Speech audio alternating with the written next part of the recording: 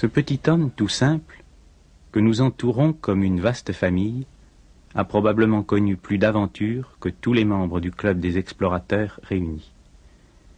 Mu par le seul amour de Dieu, se rappelant Dieu sans cesse grâce à la constante répétition de son nom, ne mangeant que si on lui donnait à manger, Ramdas parcourut les sentiers de l'Inde, des glaces de l'Himalaya aux grands lieux de pèlerinage, se trouvant conduit de temple en temple, de saint en saint et de sage en sage.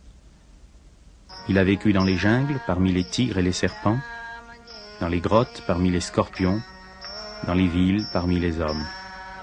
Tous ceux qui venaient à lui étaient Ram, son bien-aimé, sous des masques divers. Et il ne se souciait pas de savoir où ses compagnons l'entraînaient, car ce sage se conduisait alors comme un fou aux yeux des hommes.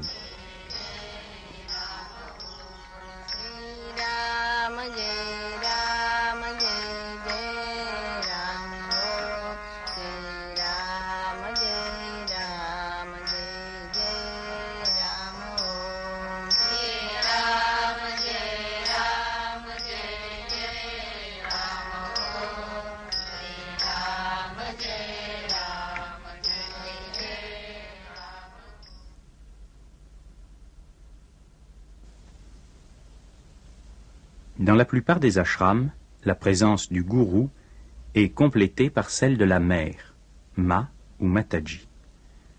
La mère de l'ashram de Ramdas, Krishnabai, consacre ses journées et une partie de ses nuits au travail matériel. Elle s'occupe du troupeau de vaches, et ces bêtes lui vouent un amour touchant, et l'on raconte à ce sujet bien des histoires qui font penser à saint François d'Assise et aux relations du saint avec les animaux qui l'approchaient.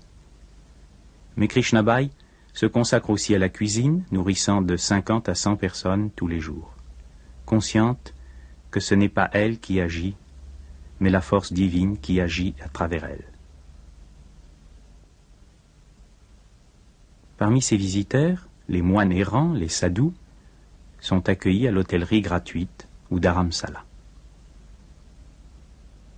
Krishnabai la sainte travaille 18 heures par jour comme une servante.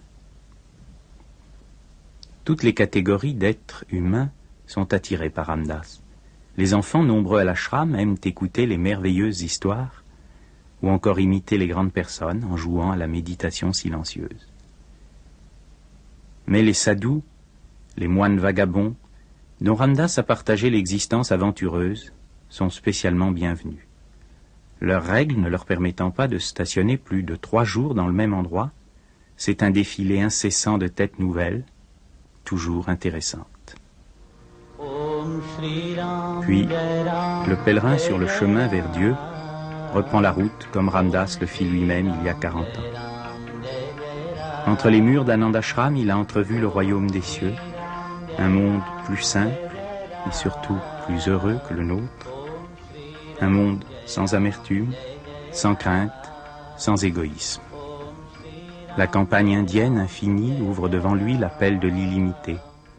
Et il part, emportant au cœur le souvenir merveilleux du sourire de Papa, de son amour universel et de sa joie débordante,